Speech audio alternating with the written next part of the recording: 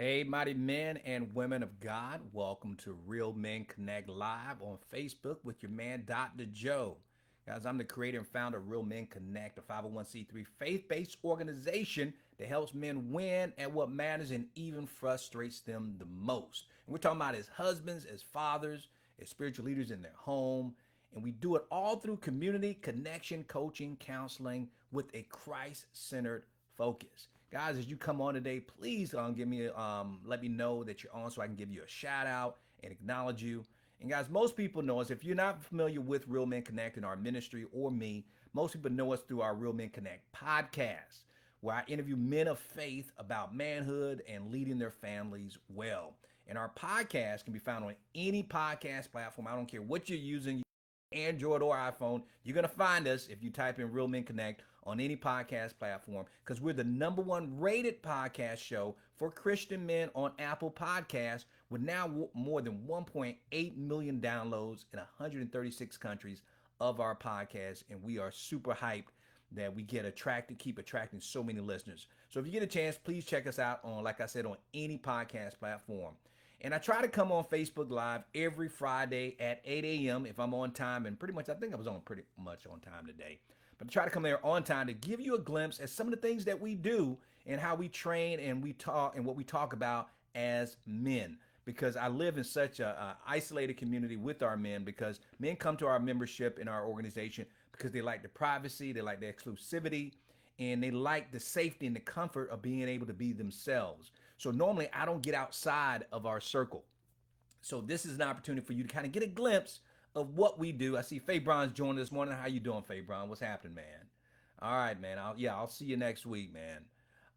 But what was I saying? Oh, but we come on here, and so you can kind of get a glimpse of what we do because it's so easy to kind of, sort of like how church is sometimes. You only kind of have your four and no more. Well, we don't want that to be the case. We want you to be able to get a glimpse of what we do. And what happens is that the topics that I try to come on here to talk about are topics that I coach men on, that we receive from emails that I get, questions that I get, stuff I'm asked about on other people's shows because I appear on a lot of other people's broadcasts and their podcasts and radio shows and television stations, and also questions I receive from women who love and support us as men, giving them some insights on what make us tick and how they can connect with us better. And so I want to talk about a topic that I've talked about before in our own community, but not with a lot of men. I see Kareem is joining us morning. Hey, Kareem, what's happening, brother? It's funny. I'm seeing my Real Men 300 men coming on here. They get to talk to me all the time, but they're coming on Facebook Live, which is cool. I love that. That is great. But I'm going to talk about something that I normally talk about within our group and when I'm interviewed on shows, but I don't really get on a Facebook platform to talk about it. And if you see the title, it says the 5 ways men mistakenly measure manhood. Let me say that again. 5 ways. Put my hand up there. 5 ways. 5 ways men mistakenly measure manhood. Now, how do I know these are mistakes that men make? Because one, I've made them. I've made them. And the men that I coach and mentor and disciple, they've made them too. But what perfect time. Remember I mentioned about my podcast, that Real Men Connect podcast is the top rated podcast on Apple Podcasts for Christian men. And we had a guest on this past week. His name is Dr. Jeff Huxford. Jeff Huxford, MD. Now, he's not a doctor like I am with just going to school to get a doctor degree. No, he's actually a medical doctor. Well, he used to be a medical doctor. Jeff Huxford, MD. And if you get a chance, go check out my interview with him. I'm kind of giving you a spoiler alert about the interview, but you can go find out more if you go check it out. But I had Dr. Lexford on the show because I met him at a men's conference. I was speaking, I forgot where it was. It was in Indiana. I was speaking at a men's conference. Was it this year? I tell you, this year. Yeah, it was this year, man. I need help. Yeah, but it was this year. I think it was just a couple of months ago, maybe 2 months ago. Yeah, I'm looking at my calendar. It was back in March. Wow, I thought it was last year. But it was back in March. And I had a chance. I didn't get to meet him personally. I saw him and I heard him get up on the stage and tell his story because I think I was doing the closing keynote, and this was early in the morning. And he got up and he was speaking and he was talking about his session that he was going to do, a breakout session. And his story was that he had I guess for lack of a better way of saying it, the perfect life. Perfect life. everything he ever wanted. The man knew Jesus since he since he was a kid, had great parents, met his wife while he was in college and going to med school, ended up opening up his own family practice in his own hometown. Life couldn't have gotten any better for him. And he was still young in his maybe his late 20s, early 30s. Life could not have gotten any better until he got into a horrific car accident. Horrific car accident that caused him brain damage. Can you imagine that? You go to school for 10 to 12 years to study your craft. You end up opening your practice, your business of giving care to people. You love the Lord. You even get to evangelize while you're in the job to people. And all of a sudden, due to no fault of your own, someone runs into you, totally in your car. He couldn't even remember the accident. That's how bad the accident was. All he knew is he woke up in a hospital and they said that he had brain damage. And he attempted to take on his medical practice again. Again, I'm giving you the spoiler alert on this. Again, he tried to attempt to start his practice again, and he could not do it because he had to go through therapy, all kinds of stuff. So he lost his entire career. Could you imagine that? What would you do if you went to school for 12 years? I'm talking about after college. Went to school for 10 to 12 years to study a craft and then to lose it all, and you can't do what you love and the thing that you felt God has called you to do. And so I think the title of his show was called Finding Normal, because he just wrote a book called Finding Normal. And it's when life doesn't go the way you planned because God had other plans for you. And so what a great segue into what we're talking about, the 5 ways men mistakenly measure manhood, because that is one component of it. That is one component of it. And I did the same thing. I mistakenly measured my manhood. We're going to talk about those 5 things and hopefully bring some light to you that hopefully you don't fall into the trap of what culture is using to define manhood. Now, my story, if you don't know, is pretty simplified. It's pretty much I went from rags to riches to ruin to redemption. Let me say that again. I went from rags to riches to ruin to redemption, meaning that I pretty much started out with nothing, had it all by the age of 30. By the age of 30. You're talking about, well, I'll get into that story a little bit later, but had it all by the age of 30, lost it all by the age of 40. Then only for God to find me at the bottom, then redeem me and restore me, that getting it all back to me by the age of 50. And so the question is, how do you go from having it all, like even a Dr. Jeff Huxford, having it all, to losing it all, like me, by the age of 40. Now, mine was because of my own stupidity and my own bad choices and decisions. But Dr. Huxford didn't do anything wrong. He was hit by a car, by somebody else who was driving recklessly, and it ended up taking his career from him. That is not a unique story. There's a lot of people who have stories, similar stories like that. But I was just fortunate enough to happen to meet a man who I don't know if you can think of anything more damaging than you becoming a doctor and you lose all. Now, people say when athletes, when they were superstar athletes, but my goodness, you're entertaining people, okay, as an athlete. As a doctor, you're healing people. And not everybody can do that. There's not very many people can become athletes, but very few people can become doctors. I mean, it's a tough thing. But anyway, so let's talk about those 5 ways that men mistakenly measure manhood. And as I go, and if anybody jumps on, I'll try to acknowledge you if I can go take a look over there. But please let me know if you jump on so I can at least give you a shout out. All right, so let's talk about those 5 mistakes or the 5 things men mistakenly do to measure their manhood. All right, and this is based on the culture. Now, think about this. As boys, growing up in America, growing up in our society, we're taught that a man can be defined by, I call them the Asians. These 5 things, I call them the Asians, so hopefully you'll never forget them. And you do not want to define your masculinity by this. You do not want to raise boys to men thinking this is what it takes to be a man. Now, I'm not saying they're bad or they're horrible. Well, one might be it, but they're not. I'm not saying they're bad or they're horrible, but they're just misled. It's not based on God's word and what God is directing us to do. I see Thomas is checking in. Hey, Thomas, what's happening, man? How you doing? Thomas, where are you checking in from? Give me a shout out to your city, man, where you're checking in from. But I'm not saying these things in itself are bad. They're just misguided. And if you follow them, you're following the culture, you're not following Christ. So I call them the Asians so you will never forget them. And don't worry about sharing it with, you can share with as many people as you want to. I put it in a book, which I forgot to mention to you guys. My book is now out and for release, Man Accomplished. If Father's Day, you're looking for a Father's Day gift for your father, your brother, your son, or whoever, this is a great gift to get them. You can get it on Amazon.com, or you can go to our website and just go to our bookstore and get Man Accomplished. Definitely a good book to get for a gift this upcoming Father's Day. And I'll keep mentioning that until Father's Day comes around. And a lot of you guys have already purchased it already. But these Asians, let's start with the first one, how men mistakenly measured their manhood. And the first one, and I did it, and I'm going to throw myself under the bus under each one so you can have a clear understanding of how we can make this mistake. One is occupation. Remember, we said the Asians, occupation. We define our masculinity and our manhood because people say, man, if you want to be a good man, you got to have a good job, right? Nobody wants an unemployed man. No woman is looking for an unemployed man, right? So looking for a good job. I get that. And nothing wrong with having a good job. I see Mika's joining. Hey, Mika, I know I could always count on my sister. At least one woman showing up to our Facebook Live chats. And Thomas is coming in from New York. Hey, man, yeah, we got some brothers up there in New York, Thomas. That is good. He's coming in from New York. So the first one is occupation. How many times, think about this, and Mika, I'm glad that just seeing your name helps me remind me I got to talk to women too about this. And because women are trained to say, hey, find a man with a good job.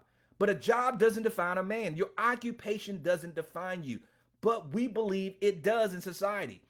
You're going to, in society and culture, we treat people differently based on what they do. Now, I fly on a lot of planes. I travel all over the country speaking and everything. And I got to tell you, when I get on a plane, guess what the first question, especially if I get upgraded to first class, guess what the first thing somebody asks me? I'm guilty of it too. I do the same thing. And you already know where I'm going with this. What's the first question that somebody asks you? They won't even ask you your name. They ask you, what do you do? What do you do? Because we're defining our masculinity and our manhood based on our occupation. And if you're sitting next to somebody on a plane or if you're on a bus, I don't care where you are, and you ask them what they do, your response is going to be different than what do you do? I'm a dishwasher at Red Lobster, as opposed to I'm a neurosurgeon. Now, they're still equal people, but we tend to respond differently based on somebody's occupation. So we live in a society where we're now defining our value and our manhood based on our occupation. Don't let a man be unemployed. Oh my goodness, he'll lose his freaking mind because we attach our value to what we do. And if we're not working, we think we're worth less. Now, of course, the Bible tells us that a man has to earn his wages, and a man who cannot provide for his family is less than, quote, worthy of God's praise. But that's what a person who's not even looking for work. We're talking about, because circumstances can dictate anything can happen to you. We can all be unemployed. Look what happened with COVID. But you don't define your self-worth based on what you do, but rather based on who God says you are. So we start with occupation. We got Dave is joining. Hey, Dave, what's happening, man? Still waiting for you, Dave, to join the 300, man. We're waiting for you, brother. But so we mistakenly define our manhood based on occupation, what we do. But it's not about what we do. Now, what you do is important, but it doesn't define your self-worth. Now, I remember when I was in my 20s, I remember I said I had it all before I was 30. Let me just tell you some of the things that I did, my occupation, before I reached the age of 30. I started a business at the age of 22, so I was an entrepreneur. So what do? I'm an entrepreneur. I run a clothing store. I own a clothing store. That sounds impressive to people, occupation. 24, I was a university professor, the youngest in the state at the age of 24. Man, you're a university professor, occupation. That's impressive to people. What else did I do? Oh, when I was 26, I worked for the Florida governor's office as the communications director for Lawton Childs.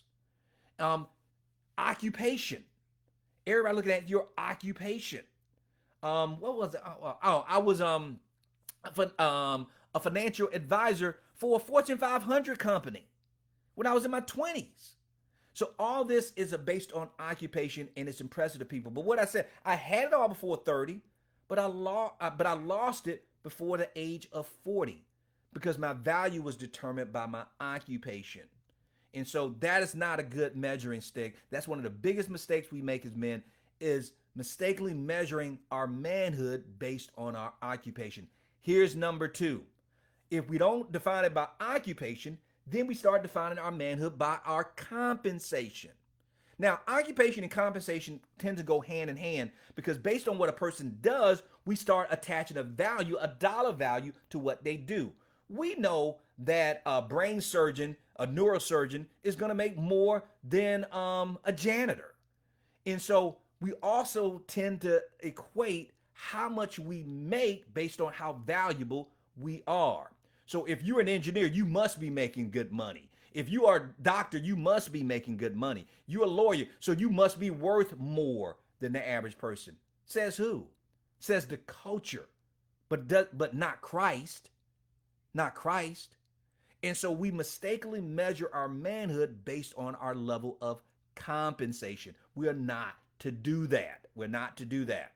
Now, you're talking about, you can imagine by the time I reached the age of 30, I was making a 6-digit income. Now, I wasn't rich, but based on growing up in the ghetto, in the hood, based on the hood, I felt rich, so the thing, but I attached value to that I must be winning because I'm making a lot of money. So we mistakenly define our manhood based on occupation and compensation. And for the women who may come across this other than Mika, who's watching this right now, women, please do not define a man based on his occupation and his compensation based on oh, you only make? Oh, so you're only a occupation. You only make compensation. That is not the measure of a man. And unfortunately, society puts so much pressure on us as men that that's what we pursue. A great occupation, and we try to get great compensation. And we also know that when men can't find a good occupation that leads to compensation, what ends up normally happen? Now he starts doing underhanded stuff to make compensation. I grew up around a lot of drug dealers, trying to make that money, trying to get paid because they couldn't get the occupation they wanted. Why? Because of the third thing that we mistakenly define our manhood by, based on education. So think about growing up in the hood.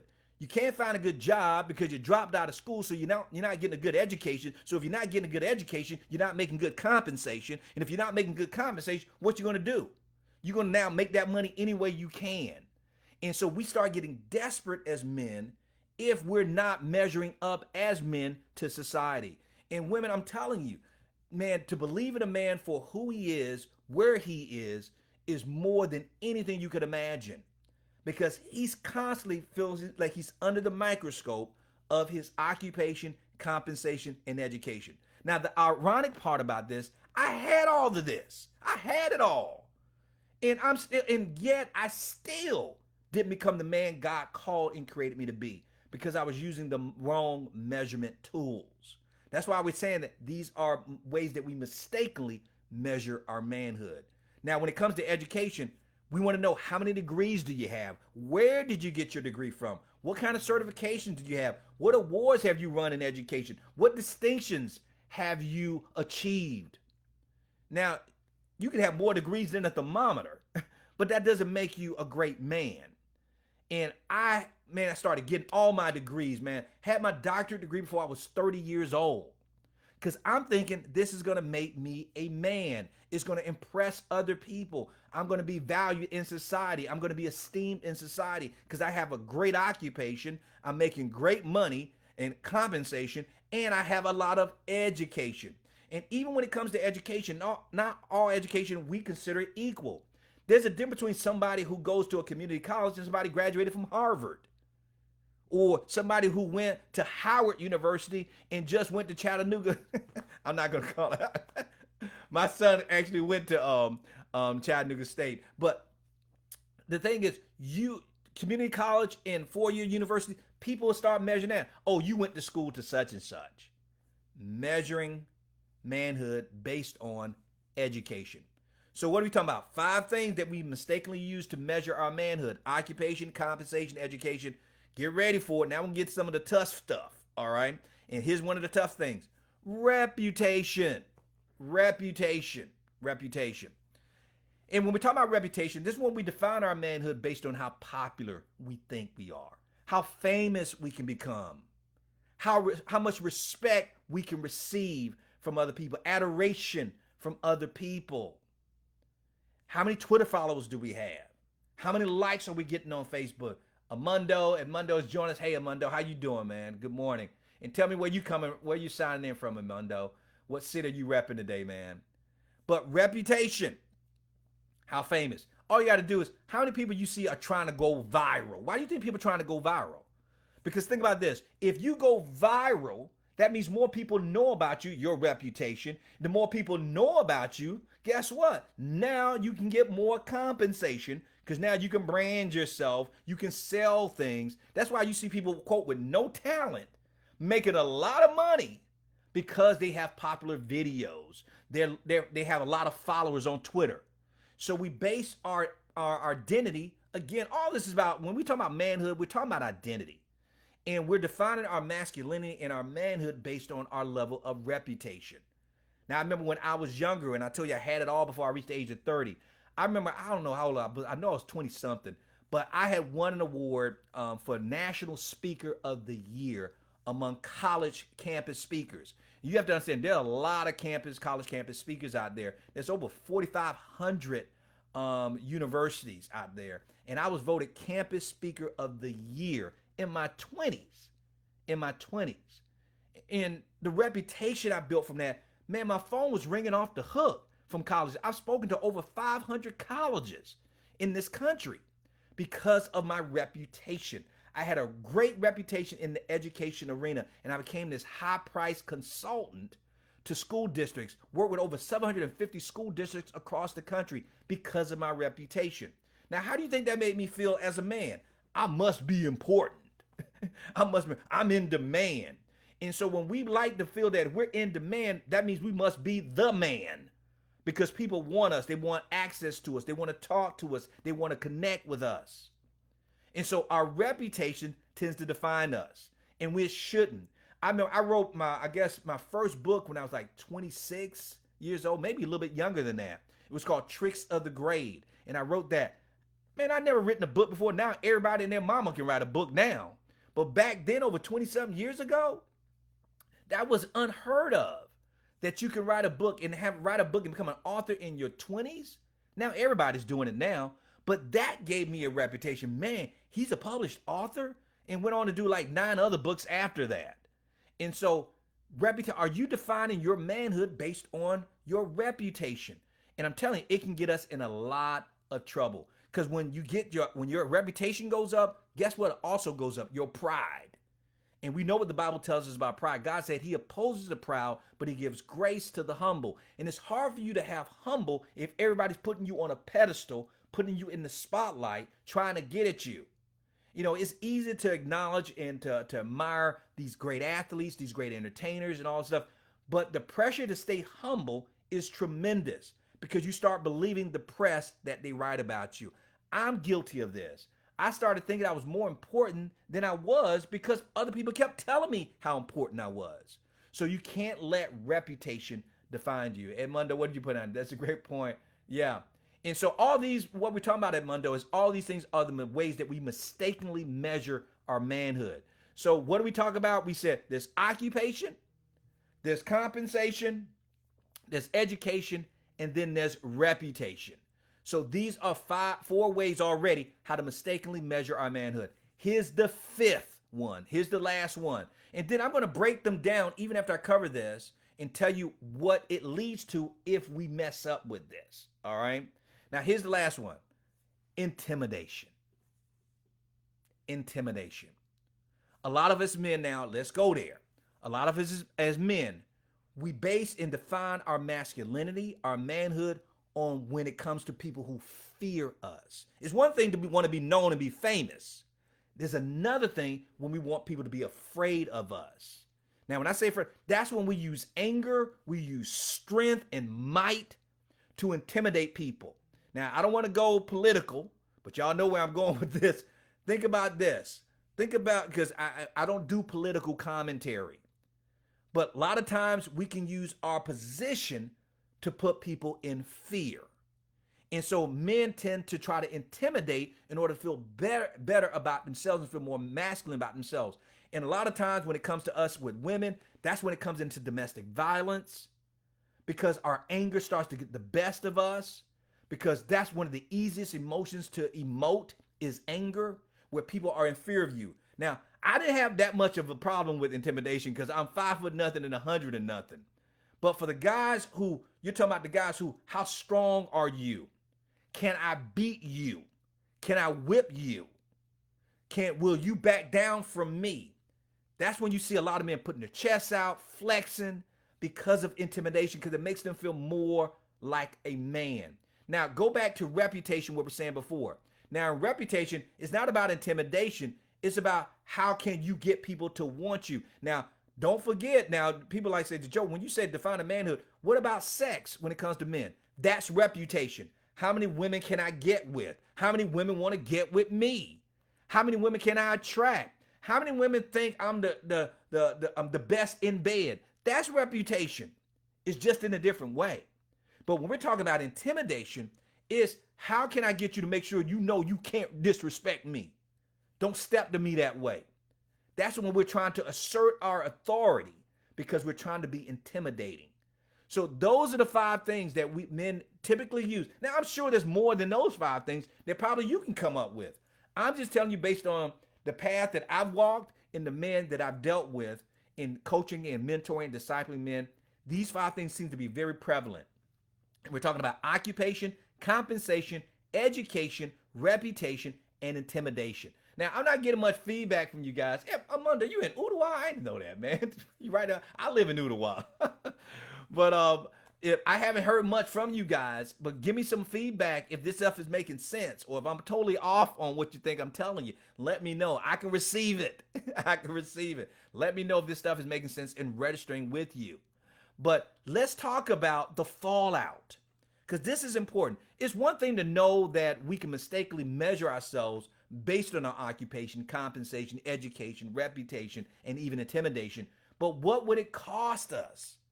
Men, you got to hear me on this.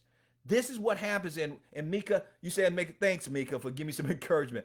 Now, Mika, this is what happens when men walk and define themselves with these 5 things.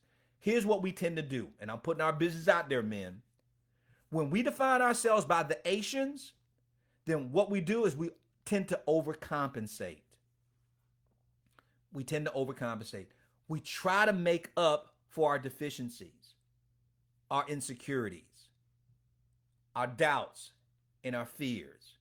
We overcompensate, overworking, overdoing it, over-exaggerating. We start to overcompensate because we're trying to make up for where we lack. And we do this to feel better about ourselves. You know, Amanda said the last one is my dad. Yeah, I would say my dad was that, a little bit of my dad too, with the intimidation part of it. Yeah, but and we're probably all guilty of a little bit of each one, but we just got to be aware that it doesn't dictate and control our lives. Because I know I was the first 4, and I'm trying to think. I probably did use intimidation, at least maybe even as a professor when I was in the classroom, because I did have a position of authority, and I probably used it more, overused, again, overcompensating, overcompensating. And because you ever heard, especially for guys who are like my stature, you ever heard this thing called the Napoleon complex? That's why when guys who are smaller, that's where it comes from. Overcompensating. Because their level of intimidation isn't as high, so they have to overcompensate. So if you're falling a prey to the Asians, you're at risk of overcompensating. Here's another thing. If you're not overcompensating, but you're walking in the Asians, if you're not trying to overcompensate, what we also try to do is manipulate. Hello. If we're not just overcompensating, then we try to manipulate. When I mean by manipulate, we try to control others to get what we want. Now, Mika, I'm hoping you're starting to see, when I know you dealt with a lot of men, you can see this in men's behavior. That when we're defining our manhood the wrong way, we overcompensate, we manipulate. because we're trying to control. We're trying to control the people in our lives. We're trying to control everybody and everything so we get the result and the outcome that we want. We overcompensate because we're trying to make ourselves feel better about ourselves. And another thing that we do is we masquerade. We masquerade. We put on a mask to cover up and to hide because we want to avoid appearing weak. So we don't make ourselves vulnerable.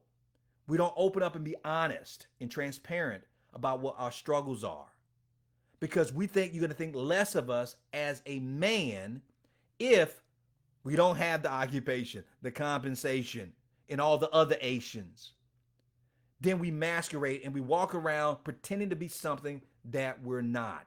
And we can't be trusted because we're not showing our true selves. We're showing a representative of who we want to be, but it's not who we really are. And you can't have authentic relationships if the person is in relationship with a fake, with a carbon copy of you, or a mannequin instead of a real man. And so that's what we tend to do. So you want to stay away from the Asians because you don't want to start overcompensating. You don't want to manipulate. You don't want to masquerade, walking around appearing to be something that you're not. Again, this is not all inclusive of everything. I'm sure I'm missing and leaving out something, but I just want to give you something to think about. So I'm going to break it down to you, and let's look at it from a biblical standpoint, because let's make this stuff make sense. I want you to know that I'm not just coming up with this stuff out of my head, but it's based on the Word of God. Let's start with by occupation. Manhood is not and should not be measured by your occupation. And I'm summarizing here, but I'm going to give you a biblical perspective on this. A job is what you do. A job is what you do. Your career is what you do. Your ministry is what you do. Your calling is what you do. A job is what you do, but never let it define who you are. Let it never define who you are. Colossians 3:23 tells us, whatever you do, this is God's telling us, whatever you do, do your work heartedly, as for the Lord, rather than for men, to impress them, to appease them, to get favor with them. Because it says, knowing that from the Lord you will receive an inheritance. Your inheritance comes from the Lord, not from man, because it is the Lord your God who you are serving. So there's nothing wrong with having a good occupation, but make sure you're doing it unto the Lord. It's what you do, but never let it define who you are. That's occupation. Let's look at compensation. There's nothing wrong with making a lot of money. Shoot, I ain't opposed to money. I like money. Money's good, but money shouldn't control you. But what you make shouldn't determine what you're worth. Let me say that again. What you make shouldn't determine what you're worth. Your net worth shouldn't determine your self-worth. Let me say that again. Your net worth shouldn't determine your self-worth. Matthew 16:26 tells us, for what will a man profit if he gains the whole world, gets Bill Gates money, Jay-Z money, but forfeits his life? What will he gain? Because what could a man exchange for his life? Money? Compensation? What you make shouldn't determine what you're worth, and your net worth shouldn't determine your self-worth. Now, let's look at education. There's nothing wrong with education. I got more degrees than a thermometer. That's great. More power to you if you got education. That's awesome. Nobody's opposed to education, but don't let it define you. It's not about being smart. It's about being wise. Wisdom is even greater than knowledge. Knowledge without wisdom is just trivia. Let me say it again. Knowledge without wisdom is just trivia. But knowledge with application is wisdom. And the question is, where are you getting your knowledge and your wisdom from? It is very important. Where are you getting your wisdom from? From formal education? From an institution? Or from the Word of God? You know, Matthew 25:21, James 1:5. James 1:5 says, if any man lacks wisdom, let him ask God, who gives it to us generously without reproach. Because God says he will give it to him. So we are to get our wisdom from God, not from man. I'm not saying not to get a formal education, but a formal education is not going to matter in eternity. What you learn, what we learn from the word of God, there is life, there is hope, there's peace, there's joy in the wisdom of God. But we're not to rely on our wisdom, but God's wisdom. And God tells us in his word, if we lack it, we get it from him. Because I remember what my mom used to tell me. She says, boy, don't go off, because she knew I was going off to college. She said, boy, don't you go off to college now and become back an educated fool. Said, having all that head knowledge. She said, don't come back an educated fool. Don't come back an educated fool. Because she said, get your wisdom from the Lord. Get your wisdom from the Lord. So education, we don't have a problem with education. Just make sure you're getting it from the right place. And reputation. What about reputation? Your reputation isn't based on what people think about you. Don't get caught up on what people think about you, but rather on what God says about you, what he says about you. Now, Matthew 25:21 says, they would come back with their talents. And remember the man who had the men who came back with didn't use his talent. He buried his talents, and then God told him, he said, "Get away from me." He said, "You slothful servant, you." But what did he tell to the people who multiplied their talents?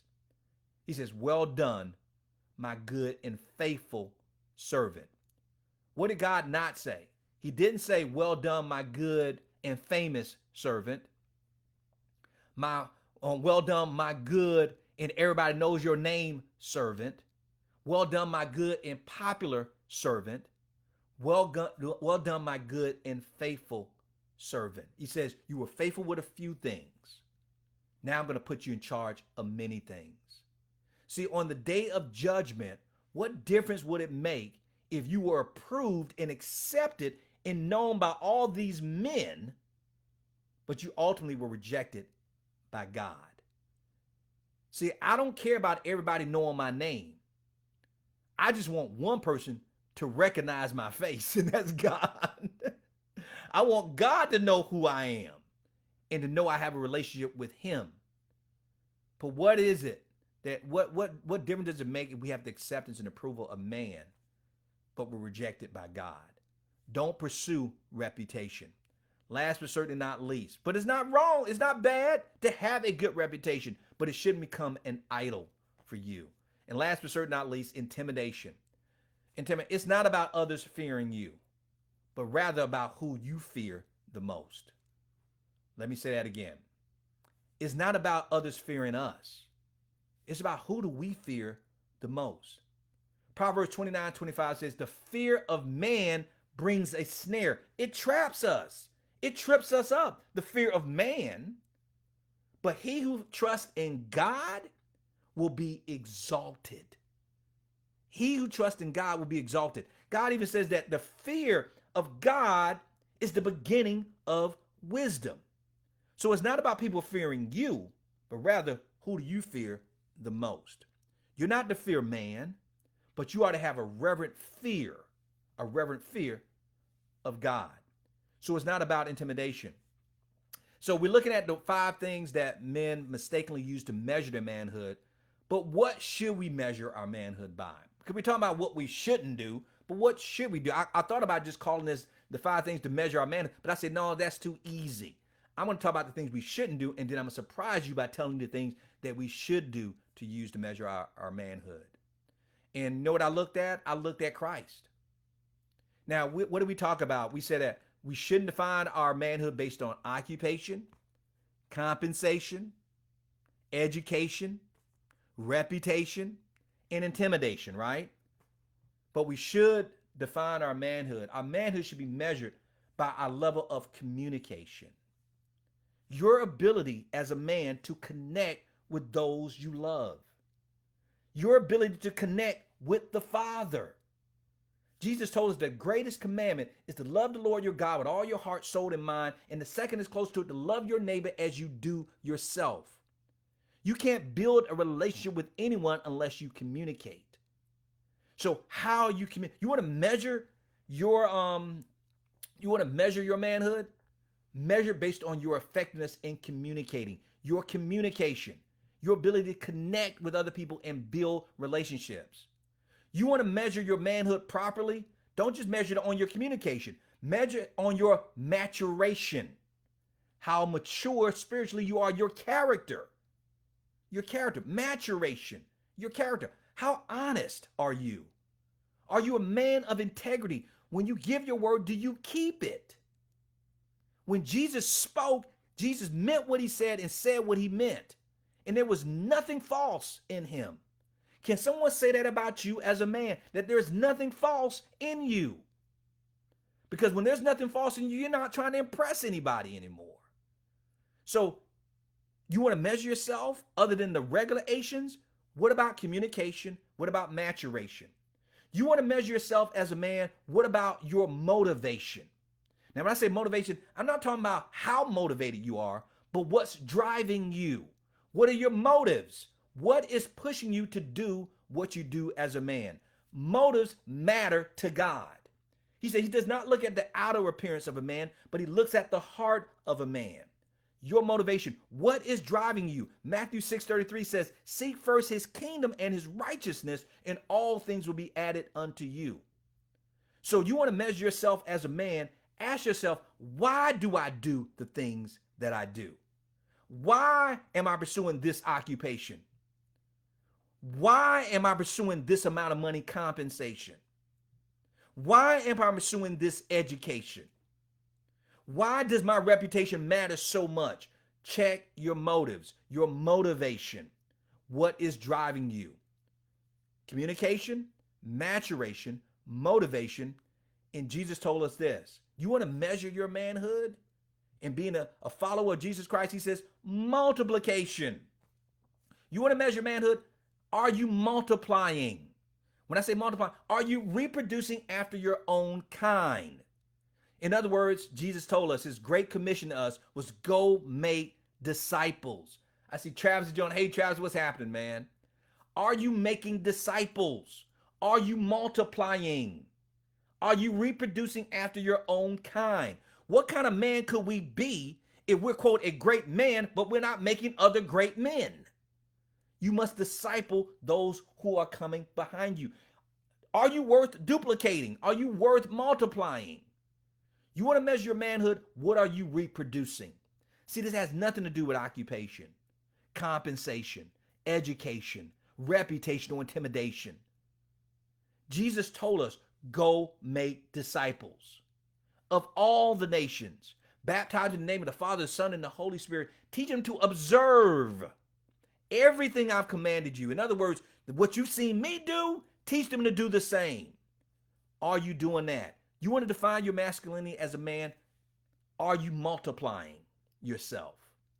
Last but certainly not least, not the other Asians, not occupation, not compensation, not education, reputation, intimidation. We're talking about communication, maturation, motivation, multiplication, and you define your manhood based on your salvation. Hello. Your salvation. Your faith. Who do you belong to? What do you believe in? What matters most to you? Because all this stuff right now is a vapor.